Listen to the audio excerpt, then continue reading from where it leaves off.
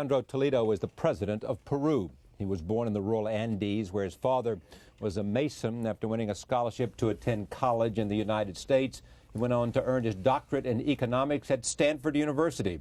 The New York Times called his presidential victory in June the culmination of a remarkable personal journey out of poverty. Since assuming office this summer, he has focused on fighting widespread corruption, attacking poverty, and helping the country emerge from a four-year recession. I'm pleased to welcome him to this table for the first time, and hopefully many other times. Welcome. It's great to have you here. Thank you very much. It's a pleasure. Your father was a mason. You lived 10,000 feet high in the Andes Mountains. That's where I was born. I'm one of 16 brothers and sisters, and we were sort of a shepherd. Yeah. And then, congruent with the migration, rural-urban of the 50s and 60s, we migrated to a port. Yes. And then, of course, I shine shoes of other people. Yeah. And so lottery and newspaper, and I'm here. Well, then all of a sudden you're president. How did you get to Stanford? Well, first of all, I was a newspaper correspondent in the political section at 12 years old as a result of a competition among schools, and I won a scholarship to come to University of San Francisco, California, a nice, clean-cut Jesuit university. And from there, my professor recommended that I should continue a graduate work, so I applied to 6 universities, very pretentious for my part. I went to the big ones, and I was accepted at 5 of them. One of them rejected me, and so because of economic reasons, I accepted Stanford. So I did 2 masters and 1 PhD. And then we lived in the United States for how long? A cumulative 17 years. I did over here 12 years, and then I did the whole schmear. I work at the World Bank, at the United Nations, the IDB, and then went back to Peru, and I teach at the Graduate School of Business. I teach economics, and then I came to the state back to be a business and a scholar at Harvard University. And there I began to get into, in 1995, into this world of politics. In 95? 95.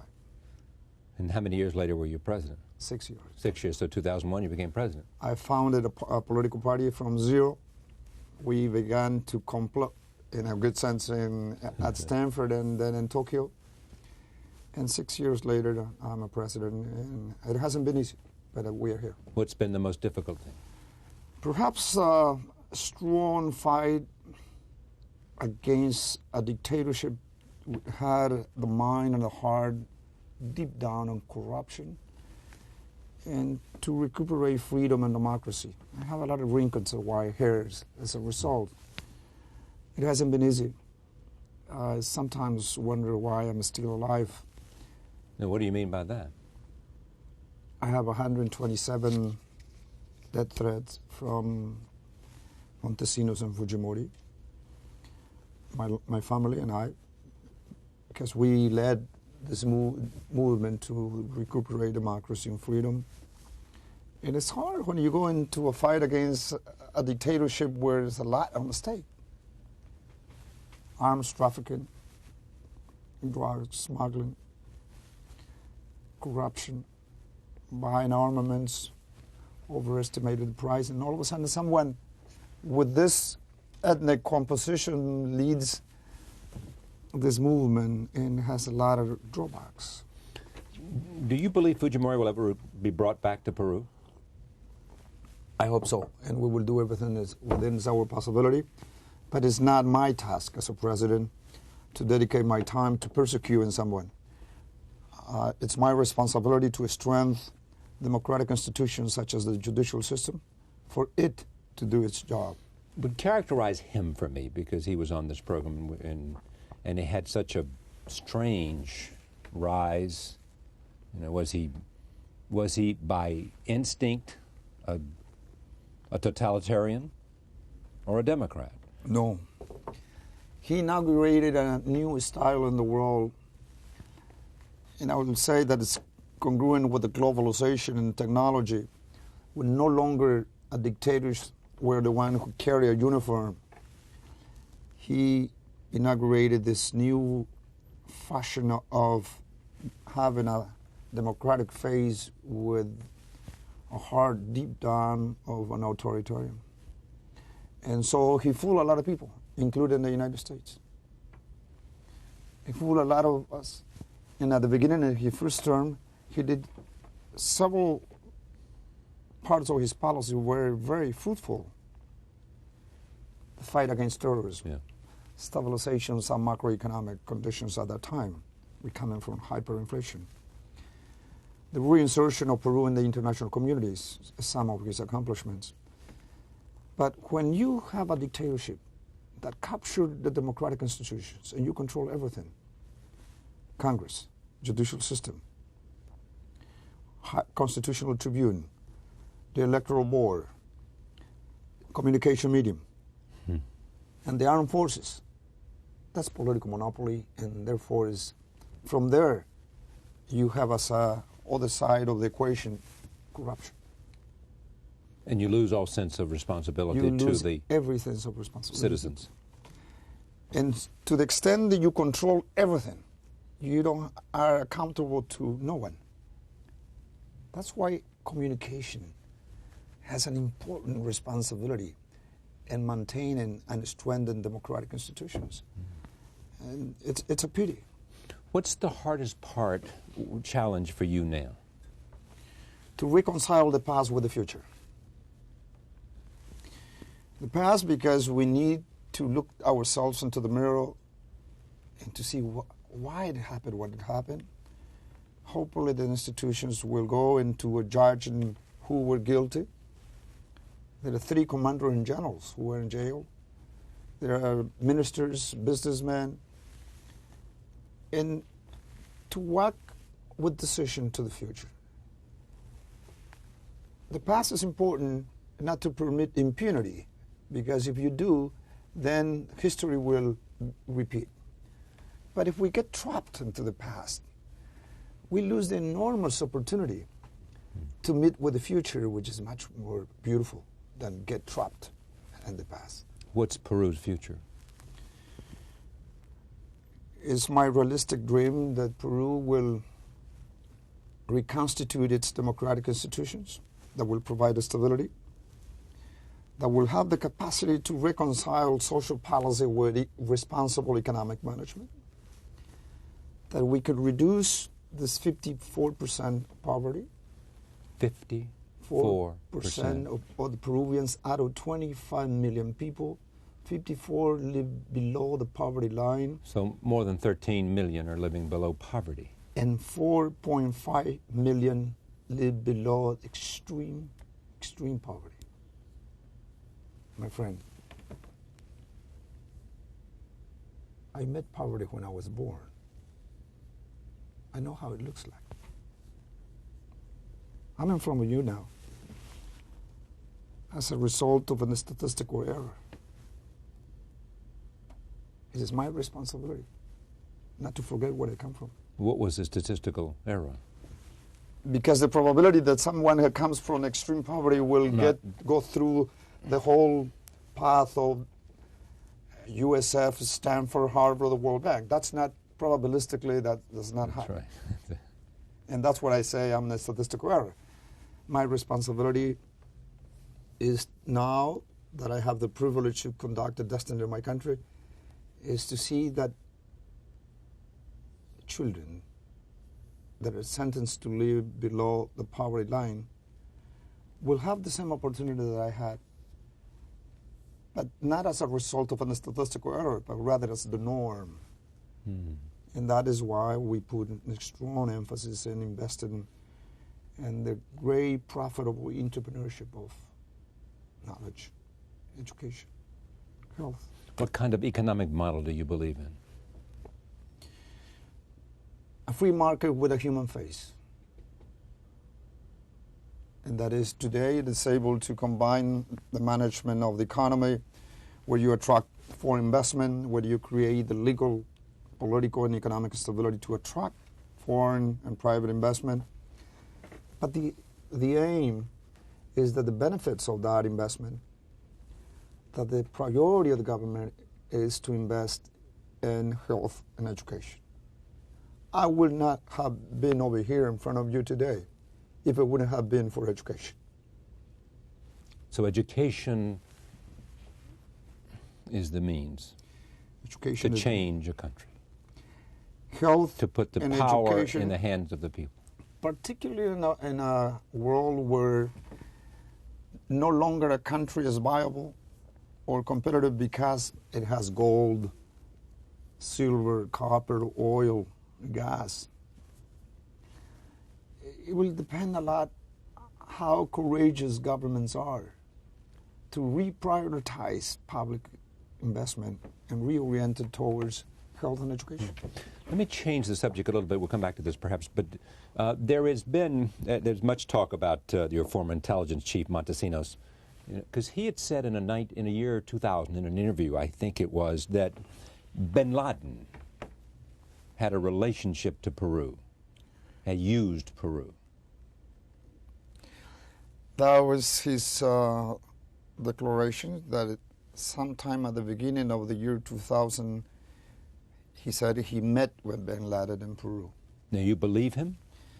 Well, his credibility is not very high, as you can imagine. However,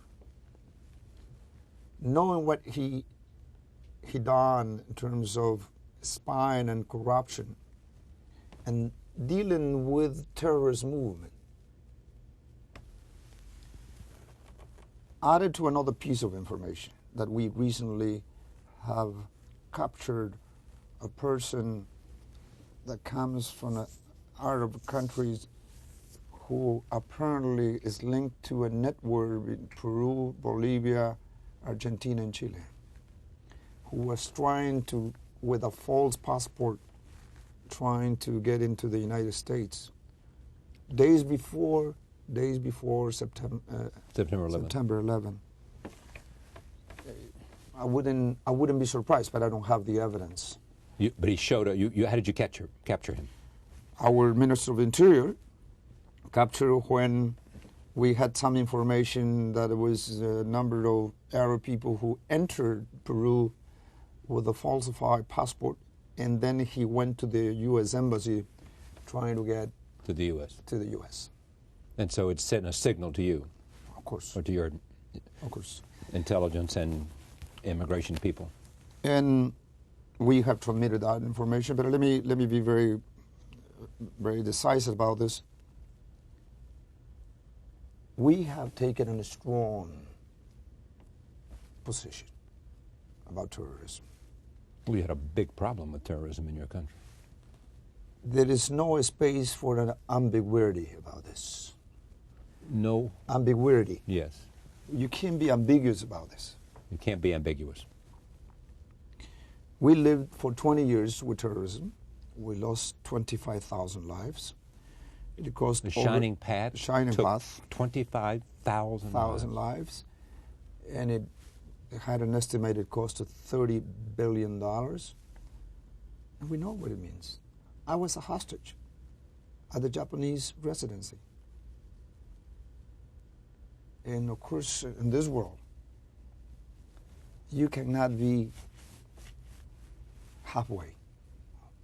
So our position is strong because we know it is fresh in our heart and it's clear in our collective memory yet what will happen. You'd gone to the Japanese embassy for a dinner.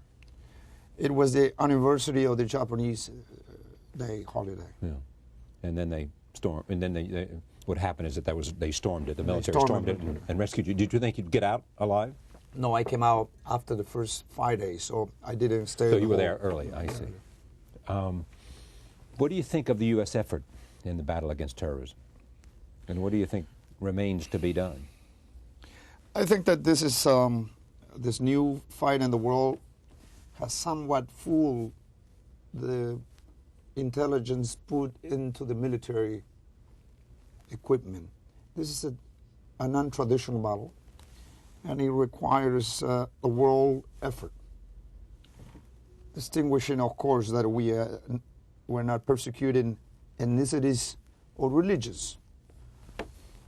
I fight for inclusiveness But I think that the United States, and I have talked deeply with President Bush about this.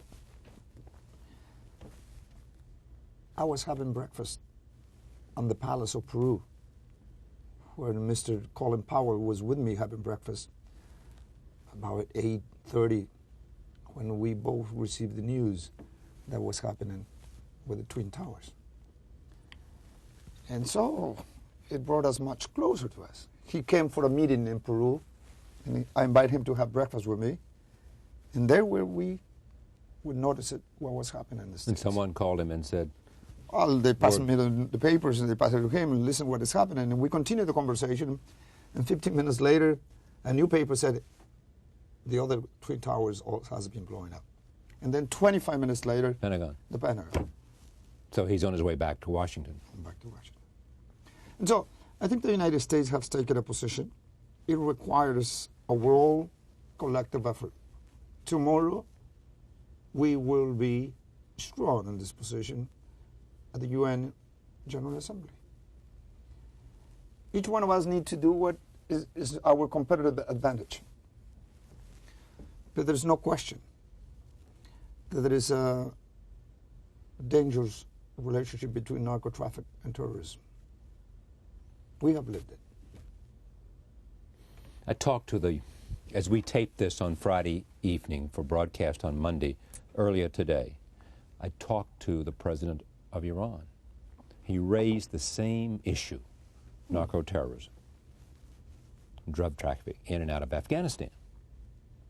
And the Taliban and others have been accused of that too. Drugs are closely tied to financing terrorism. I don't have the hard data about Afghanistan. That's what I've heard. Yeah. But I can tell you that in Peru, the last 20 years, and during the Fujimori government, particularly with Vladimiro Montesinos. Yes, the intelligence chief who's now in jail in Peru. Exactly. This is a hard data. He is involved in narco-trafficking and terrorism. He purchased armament from abroad to give to the terrorists in Colombia. Smuggling. And so... It's a great story how you got him. Well, it wasn't easy. It wasn't easy. Where was he, Panama? He was first in Panama, then he went back to Peru. He threatened Fujimori. That fought because they have videotapes. He was Fujimori's intelligence chief. Intelligence chief. And he had videotape evidence of corruption. To a lot of people, yeah. Within the government and outside the government. And then he returned to Peru against the will of Fujimori. They had an encounter, fighting. And then he escaped to Venezuela. Mm. In Venezuela, he was captured with the help of the FBI. And brought back to Peru. Brought back to Peru. He's in jail, but he's really, I have to say it for the first time, he has recomposed his network and continues to manipulate from jail. I read that story. Now, that was my next question to you. That's incredible. How could he do that? I mean, you're the president of Peru. We have discovered 3 days ago, and he has a network outside in other jails. And he has videos that involve a lot of people. And he continues blackmailing them. If you don't bring such an amount of money, he will denounce the people going outside. Right. Now, my friends, we have to make a decision and take. Some heads need to roll. Whose? Those who are responsible in jail for permitting this. Do you have the courage to do that? Listen, my friend, I have few things in my life, but my conviction, my courage, my commitment to democracy, I already have put it to test publicly. I just find it unfathomable that he has that amount of power in prison. Well, a lot of people, powerful people are involved in this. My friend, if something happens to me,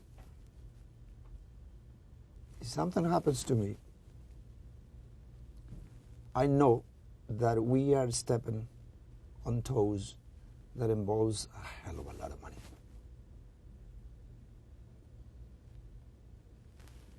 We really are touching some sensitive areas. But I am not doing that. That's the judicial system, but Congress. Do you have the protection of your own military? Well, I think and your own police? The military, yes. The military as an institution, I have a great respect for them. They are working with us in this social and economic objective. I have led a proposition in the Andean regions to gradually reduce the purchase of armament to reorient the resources to health and education. And they are cooperating in this. But this mafia is very, very strong. This is the first time I saw it in public. But it's clear. They're trying to undermine now this fragile democratic system. It is. Because they know that that's the only possibility that they can obtain impunity.